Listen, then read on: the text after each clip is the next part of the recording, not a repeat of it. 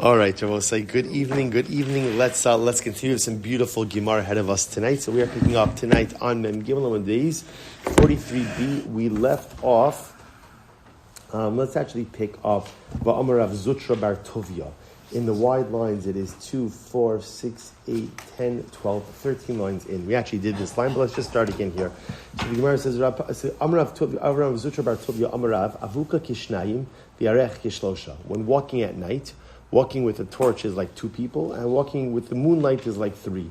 So what says, we pointed out last night, Rashi points out over the ramifications of this Gemara, as the Gemara will actually spell out in just a moment, has to do with Shadim. And whether or not one is impacted by Shadim or not that night. So the Gemara says, before we get into that, the Gemara says, Avuka kishnayim b'hadi didei. When we say like a torch is like 2, does that mean that literally again, the torch is like 2 in addition to me, like in other words, bahadi didei o dilma avuka kishnayim lebarbin didei. So let me read it differently. Avuka kishnayim bahadi, is it considered to be like the torch is 1 and I'm 1 together we're 2, or perhaps the torch itself is like 2 and therefore again I'm the 3rd. In other words, so when walking with a torch, is that the equivalent of walking with 2 people or walking with 3 people? So the Gemara says, Tashma, let's analyze. V'arech kishlosha. When walking with the moonlight, it's the equivalent of walking with 3 people. So the Gemara says, okay, and Rabbi again, we'll see the chilik about what 1 means, 2 means. We'll discuss all of this. So the Gemara says, say if you say that when walking with the torch is 1 and I'm 1 together we're 2. So then it makes sense because then when walking with the moonlight is like 2 people, and therefore I'm the 3rd. But again, if you say that ultimately, again, the torch counts as 2, independently of me, just like the moon would count as 3 independently of me, and that means that walking by moonlight is the equivalent of being with 4 people. So the Gemara says, what's the impact of being with 4 people? Now Rabbi said, what is this all talking about? So here we go. Va'amar mar le'echad nira umazik. So Rabbi said, the Gemara now explains this whole thing has to do with shadim. When a person is walking alone, they are susceptible to shadim. So 2 things happen. Number 1, the shade appears to such an individual and could harm the individual. The shnayim, nira ve'eno mazik, the 2 people, the shade will appear, but the shade can't do any harm, any damage. L'shlosha eno nira kol ikar. But the 3 people, the shade won't even appear. So what do you see from here? You see from here that at the end of the day, and once you're above 3, so 3 and above is all the same. So obviously when the Gemara says that when you walk by moonlight, it's as if there are 3, it means the moonlight is 2, I'm 1, and therefore again I will say, and obviously the idea over here is that the moonlight provides a lot of light versus a torch which provides lesser light. So apparently light plays a role in all of this. So again, if a person is walking alone at night, at least if you're walking with a torch, you're not susceptible to damage by shadim. You may still see the shadim but not susceptible, but with either the moonlight or 2 other people, then shadim won't even appear at all.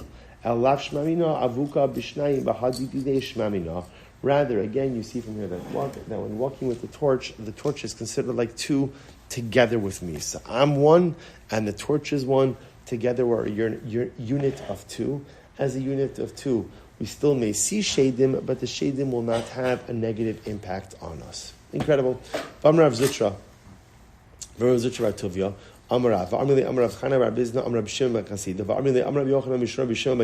Okay, so we'll say, listen to this. Rashbi says as follows, incredible Gemara.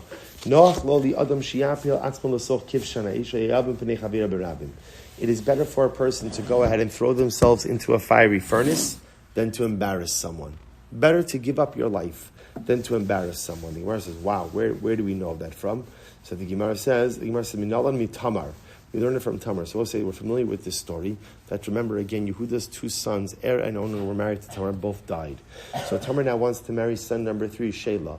Yehuda doesn't want to give her to his son Shelah because he's afraid he didn't know what Er and Onan did. So he thought like Tamar was some type of black widow or something. She just did, she was killing husbands. She was just killing husbands. So what happens? He didn't realize that it wasn't her, it was his sons. So we know the whole story, right? So Tamar realizes that he's stalling. She dresses up as a harlot. She conceives from Yehuda. She's about to be killed, executed for morality. And she says, whoever is the owner of this cloak and this signet ring, which is what Yehuda had given her in lieu of payment, is the father of my children. So what do you see from here? She was not going to out Yehuda. She was not going to say anything. So she was sooner going to go to her death than to embarrass him. So the Gemara says, what do you see from here? That it is better to give yourself over to death, better to literally put yourself in a fiery furnace than embarrass someone publicly. So we'll say, so it's interesting that Rabbeinu Yonah, we've quoted this Gemara before, so that Rabbeinu Yonah asks an interesting question. Rabbeinu Yonah says, really? We have 3 averas for which you are obligated to give your life rather than transgress. Gilei Arayos, immorality, Shvichus Damim, murder, and Avodah Zarah. Those are the 3 cardinal sins, which if given a choice between commit them or give your life, you have to give your life. It is important. Every other avera, you transgress. Someone tells you, eat chazer, or I'm going to kill you, eat the chazer. But 3 averas, so the Rabbeinu Yonah says, how do you understand this Gemara? The Gemara says, no, there seems to be a fourth. So the commentaries have different ways. Some understand this just to really be a metaphor. That what Chazal are expressing is the severity of embarrassing someone publicly. But the Gemara does not mean to make an actual halachic statement that you literally have to give your life rather than embarrass someone. Rabbeinu Yonah says no. Rabbeinu Yonah says this is a true statement. I say, how do you reconcile the fact that this is a fourth when we know that there are only 3? So Rabbeinu Yonah says, incredible. Rabbeinu Yonah says that embarrassing someone is an offshoot of murder, of shlichus damim. Included in the obligation to go ahead and give your life rather than shed blood is the obligation to give your life rather than publicly embarrass someone. Incredible. So we don't paskin that way, halacha l'maisa, right? We don't paskin that way, but we'll say sometimes even if something is not accepted halacha l'maisa, the fact that it's brought down, the fact that the concept exists in this world, shows you the overwhelming nature of the idea. So in other words, okay, so we don't paskin that you have to give your life rather than embarrass someone in public. But the fact that there is an opinion that says that embarrassing someone in public is so severe that literally you have to sooner give your life tells us how careful we have to be with our interactions. Incredible. Let's go right there. Both say it's an interesting Gemara. So back to Berachos just for a little bit. Heviu the fun of shemen v'hadas. So we'll say, let's say they brought before a person shemen oil and a hadas and a myrtle branch. So I'll say, so remember again, interestingly enough, both of these things are going to be brachos that you're going to make over scent, right? So which one? So what's the proper order? Beis Shammai omer mevarech ala shemen v'achar mevarech ala hadas. So Beis Shammai says, first you make a bracha on oil, and then you go ahead and make a bracha on the myrtle. Now, by the way, Rashi points out, to us, it sounds like so random. Like, well, I don't know, why are they bringing before me a myrtle and oil? So Rashi says something interesting. Rashi said, B'sofa su'uda. This is being brought out to a person at the end of the meal. Shemen lasuch yadav lahavir zumas ha'ochlin. V'hadas la'areach kimo shamarnu. This is actually interesting. So people would often, remember again, I'll say, they would eat with their hands. So what would happen after you had a meal? Sometimes there'd be like an odor on your hands. They would rub oil on their hands to remove any odor from eating. That's the oil. And the myrtle branch was that it was customary to smell something aromatic at the end of a meal. So now, again, both of these things, so now again, it's not just random. So now both of these things are brought out at the end of the meal. What should you make the bracha on? Beis Shammai says, oil first and then the hadas. Right? Oil and then the myrtle branch. So it could be bore isvei b'samim, and it could be hanosein reach tov beperos, depending if you're smelling oil of the olive, right? Or the Gemara brought down a different bracha for shemen. I forgot the text, but a different bracha for shemen. So the Gemara says as follows. So Beis Hillel says mevarech ala hadas v'yachar mevarech ala shemen. Beis Hillel says no, you make a bracha first on the hadas and then on the oil. Rabbi Gamliel says, Ani achriya. The truth is, I will solve this issue. Why? He says, Shemen zachinu l'reicho, v'zachinu l'sichaso. So Rabbi Gamliel says like this, oil is more important. Why is oil more important? Oil has 2 milas, right? 2 benefits. Number 1, the smell, and number 2, the anointing of it, right? In other words, that you could smear it. It's an ointment. So you get 2 forms of benefit from it. Hadas, on the other hand, the myrtle branch, l'reichel zachinu, it's good for scent, but l'sichaso lo zachinu. But ultimately, again, there's no other benefit for it. So Rabbi Gamliel seems to side with Beis Shammai over Beis Hillel, feeling that oil has 2 uses, myrtle branch has 1 use. Therefore, make the bracha over the oil and then the myrtle branch. Okay. Rabbi Yochanan said, halacha kedivrei hamachriya. So Rabbi Yochanan says the halacha is like Rabbi Gamliel, who says like Beis Shammai, that first they make the bracha on the oil and then the bracha on the hadas. So Gemara tells the story. Rav Papa ikla lebei Rav Huna breid Rav Ika. So Rav Papa went to the house of Rav Huna, the son of Rav Ika. Aisu l'kamayu shemen v'hadas. They brought before him at the end of the meal oil and the hadas. Shakol Rapapa Baruch Hadas Bereisha V'Hadir Baruch Hashemen. So Rapapa took the myrtle branch, he took the hadas, he made the bracha on it first, and then he made the bracha on the shemen. Amar Lei, they said, Rapapa, what's going on over here? Lo Savar La Mar Halacha K'Divrei HaMachriya. Didn't we say that halacha is like Rabbi Gamliel, who follows Beis Shammai, who says that first you make a bracha on the oil and then the hadas? So the Gemara says, Amar Lei, Hachi Amar Rava, Halacha K'Beis Hillel. So Rav Papa responded, well, Rava said that the halacha is like Beis Hillel, that first they make a bracha on the hadas and then the oil. The Gemara says, Velohi. It's not true. Rava never said this. Lishtamute nafshe hu da'avid. So Rava said, why did Rav Papa do this? Why did Rav Papa say this? Rav Papa said this to save face. To save face. So Rava said this. He was embarrassed. Rav Papa was embarrassed that he made a mistake. See, he made a halacha. He made a halacha that ultimately, again, Rava says we follow like Beis Hillel, like Beis Hillel, even though Rava never actually said that. And I was saying that this is actually quite interesting. Take a look at Rashi Velohi.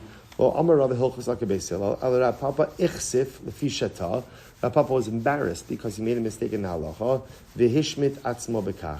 So Rava says, so this is incredible. So essentially, what you have over here is Rav Papa making a mistake, and Rav Papa kind of inventing a halacha or inventing a statement of Rava in order to cover his mistake. So I'll say, why does the Gemara tell a story like this? What's the pshat? So I'll say, the story is powerful to tell us that people, human nature, is that when confronted with a mistake that I've made, human nature, I mean, I'm sure none of us here, but maybe I have a friend, right? That when confronted with a mistake, so what do we do? Double down. Right? Double down. I know it's wrong. But it's fascinating. Is it ego? Is it just the fear of being wrong? Right? Sometimes I know whenever we talk about this, like people always smirk because we all could reference times in life that we did this, right? I knew I was wrong from the beginning. I knew I was wrong. But I wasn't ready to admit it. Maybe it was with my spouse or maybe it was with someone else. I was not ready to say I'm wrong. And so we spend all of this time and all of this energy almost like inventing this narrative and trying to... So it's human nature. We've spoken about this before, that the Gemara Masech Shabbos says, Lamad l'shon chalomar eini yodeya. You have to teach your tongue to say, I don't know. One of the hardest things in life to say is, I don't know. Right? Why? Because man was made b'tzelem Elokim. Man is made in the image of God. God is all-knowing. So there's a piece of me that wants to feel like they're all knowing. You know where you see this? See this when you watch like little children play. Right? The little children play. And they're trying to put something together, and they're doing it wrong, right? And so, like, an adult wants to step in and try to help. And what does the child do? The child often resists. It's interesting, right? Here, like, you see to yourself, kid, you don't know anything in life. Like, I have a couple of years on you. I know how to put together a Lego. Let me help you with that. Let me put it. But it's fascinating how almost from a young age, we are convinced that we know how to do it on our own. We're convinced we're doing it. So therefore the Gemara says one of the hardest things for a person to do is to teach themselves. They have to teach their tongue to say, I don't know. So I was saying, if it's so hard to say I don't know, and I have to teach my tongue to say I don't know, all the more so how difficult it is to say I was wrong. All right? If I don't know is difficult, I was wrong is even more difficult. And again, human nature is such that even when wrong, and even when confronted with reality that I'm wrong, so often just the reflexive reaction is just to go ahead and double down. As opposed to just acknowledging, okay, I'm a human being, I made a mistake. And if it could happen to someone as great as Rav Papa, Allah has come of a come, we encounter this same dynamic as well. Incredible. Let's go right there. It says, Hevi'u b'fneihem shemen v'yayin. So again, they brought before me shemen and yayin, right? Oil and wine. Beis Shammai omrim oches hashemen b'yamino, that's a yayin b'smalo. So Beis Shammai says, what do? Hold the oil in your right hand and the wine in your left hand. Mevarich ala shemen, v'chol zman mevarich ala yayin. Make a bracha on the oil, and then go back and make a bracha on the wine afterwards. That's Beis Shammai. So again, oil in the right, wine in the left. Make a bracha on the oil, and then go ahead and make a bracha on the wine. Beis Hillel says, Oches as a yain biyamino, vas Hashem bismolo. No, hold the wine in your right hand, the oil in your left hand. Mevarich al yain v'chozim mevarich al hashamish. Make a bracha on the wine, and then go back afterwards and make a bracha on the oil.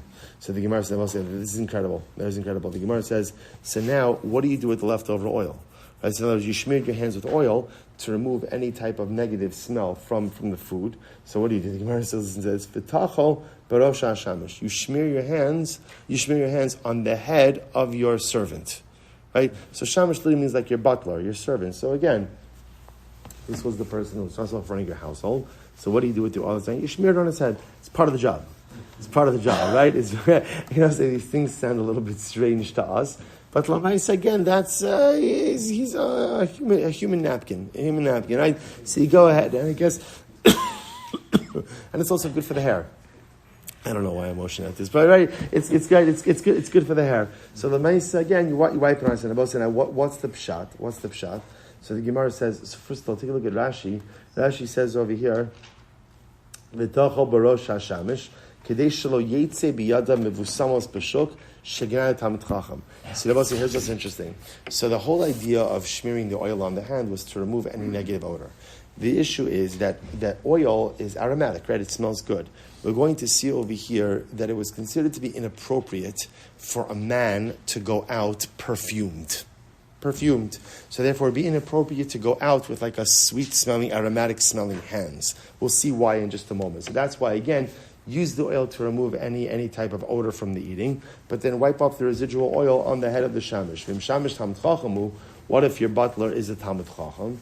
So what do you do? So the Gemara says, "V'im shamish talmid chachamu tachu b'kosel." Ultimately, again, then smear your hands on the wall. Right? So again, see, obviously you can't smear your hands on the head of a talmid chacham. So if your butler is a talmid chacham, smear your hands on the wall. Okay, so the Gemara says, why? Because it is considered to be a bad thing. Ginai means a disparaging thing for a Talmid Chacham to go out with an aromatic smell, with like a perfume smell. So whether that's on your hands or if a Talmid Chacham in his hair can't go out with a perfume smell. So we'll say, so what's the problem with that? So watch this. Tan Rabbanan is actually quite interesting. Tan Rabbanan, Shisha Dvarim Ginai Lo Talmid Chacham. There are 6 things that are considered to be degrading for a Talmid Chacham. Number 1, Al Yetze Kishumavusam L'Shuk. He should not go out perfumed into the shuk, right, in a sweet smelling way into the shuk. V'al Yetze Yechidi B'Layla. Nor should he go ahead and go out alone at night. V'al Yetze B'Na'al Metuloim. And he shouldn't go out with shoes with patches on it. All right? So the Gemara says, V'al Yisaper Im Isha B'Shuk. He should not speak with a woman in the marketplace. V'al Yasav Bechaburah Shal Amei Haaretz. And he should not sit with a gathering of ignorant people. V'al Yikanis B'Achron LeBeis HaMedrash. Nor should he walk in last to the Beis Medrash. V'Yeshom, the Gemara says furthermore, others say, Af Lo Yafsia Psia Gasa. He shouldn't take like large or haughty or arrogant steps. V'al Yahalich B'Koma Zakufa. Should not walk with an erect posture. So the Gemara says, so now the Gemara is going to explain each of these. Well, at least we'll start this list tonight. He says, he shouldn't go out perfumed to the marketplace. Why?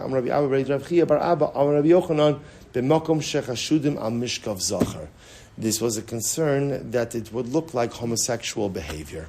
That apparently, again, in places where there was homosexual behavior, so it was common for men to go out perfumed. So Talmid Chacham goes out perfumed, it looks like he's going to engage in immoral behavior. Okay? That's only true if he's perfuming his clothing. But ultimately, again, to perfume his body, in order to put some type of aromatic perfume on his body, that's not a problem. Why? Because since he sweats, ultimately, again, the scent, the perfume scent is masked.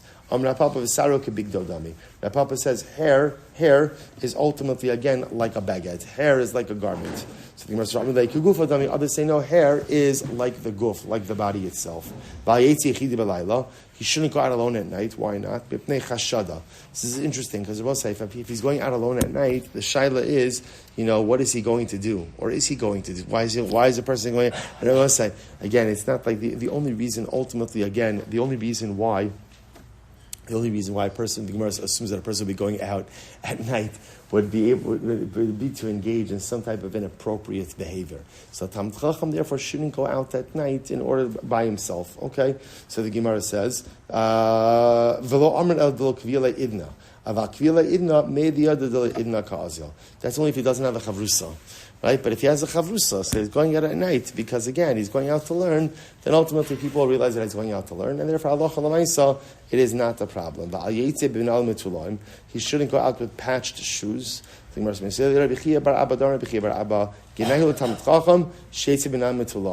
it's a ginai, it is degrading for a Talmid Chacham to go out with patched shoes. Is that true? The Gemara says, Ini, is that so? Rabbi Shmuel Silber went out with patched shoes. Ultimately, again, was with patches on top of patches, like a double patch, right? The double patch, that's considered to be degraded. Let's just finish up. So the Gemara says, furthermore, furthermore, it's only if the patch is on the top of the shoe, but if the patch is on the heel where no one could see it, then it's not a big deal.